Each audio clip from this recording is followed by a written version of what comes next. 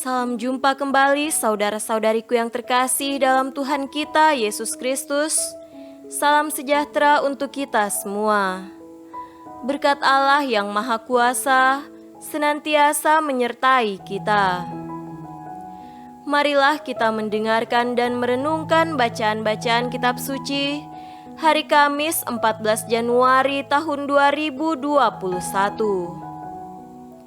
Bacaan pertama dari surat kepada orang Ibrani pasal 3 ayat 7 sampai 14. Sebab itu, seperti yang dikatakan Roh Kudus, pada hari ini jika kamu mendengar suaranya, janganlah keraskan hatimu seperti dalam kegeraman pada waktu pencobaan di padang gurun, di mana nenek moyangmu mencobai aku dengan jalan menguji aku, sekalipun mereka melihat perbuatan-perbuatanku 40 tahun lamanya. Itulah sebabnya aku murka kepada angkatan itu dan berkata, selalu mereka sesat hati dan mereka tidak mengenal jalanku, sehingga aku bersumpah dalam murkaku. Mereka takkan masuk ke tempat perhentianku. Waspadalah, hai saudara-saudara, supaya di antara kamu jangan terdapat seorang yang hatinya jahat dan yang tidak percaya oleh karena ia murtad dari Allah yang hidup. Tetapi nasihatilah seorang akan yang lain setiap hari, selama masih dapat dikatakan hari ini, supaya jangan ada di antara kamu yang menjadi tegar hatinya karena tipu daya dosa.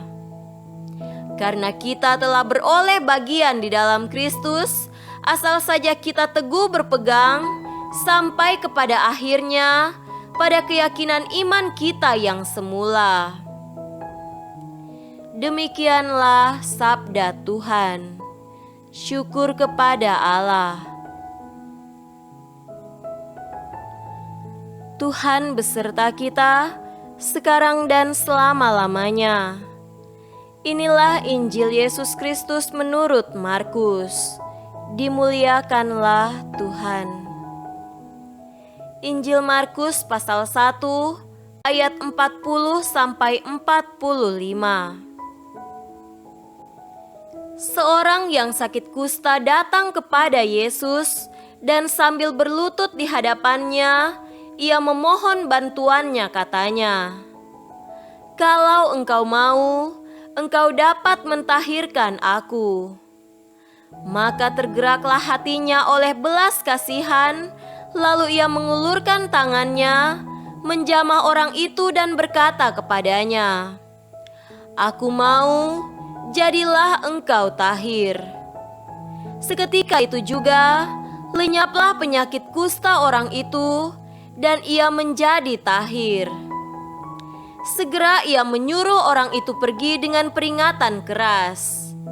"Ingatlah, janganlah engkau memberitahukan apa-apa tentang hal ini kepada siapapun, tetapi pergilah, perlihatkanlah dirimu kepada imam, dan persembahkanlah untuk pentahiranmu persembahan yang diperintahkan oleh Musa sebagai bukti bagi mereka."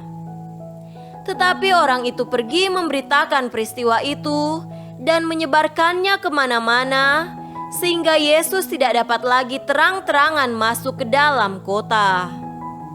Ia tinggal di luar di tempat-tempat yang sepi, namun orang terus juga datang kepadanya dari segala penjuru.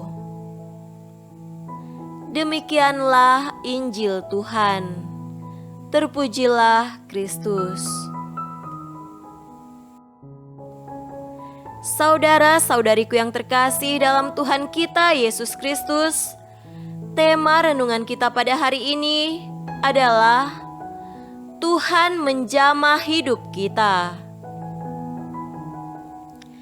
Dalam kehidupan kita, tidak jarang kita, baik secara pribadi maupun bersama-sama, mengucilkan seseorang.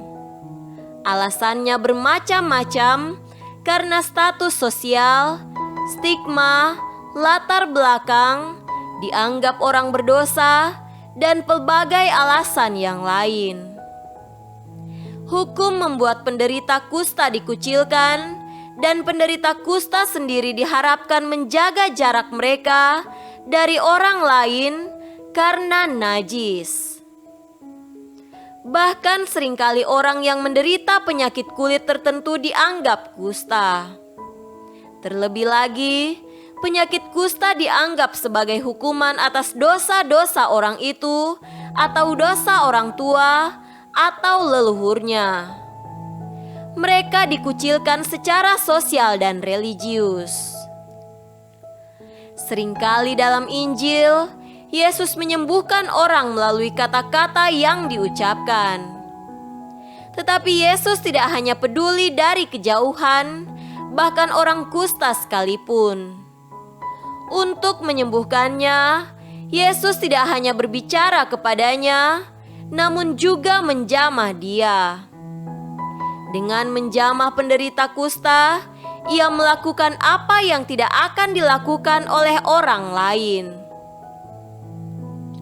Saudara-saudariku terkasih, inkarnasi menyiratkan bahwa Tuhan datang untuk menyentuh hidup kita dengan cara yang sangat nyata sepanjang hidup kita, terlepas dari kondisi kita.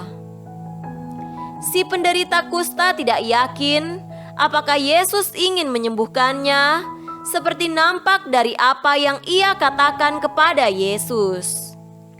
"Kalau engkau mau, engkau dapat mentahirkan aku."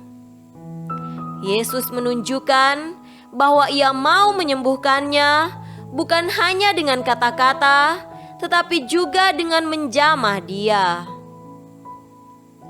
Yesus ingin menjamah seluruh hidup kita. Ia ingin hidup kita hidup dalam kepenuhan.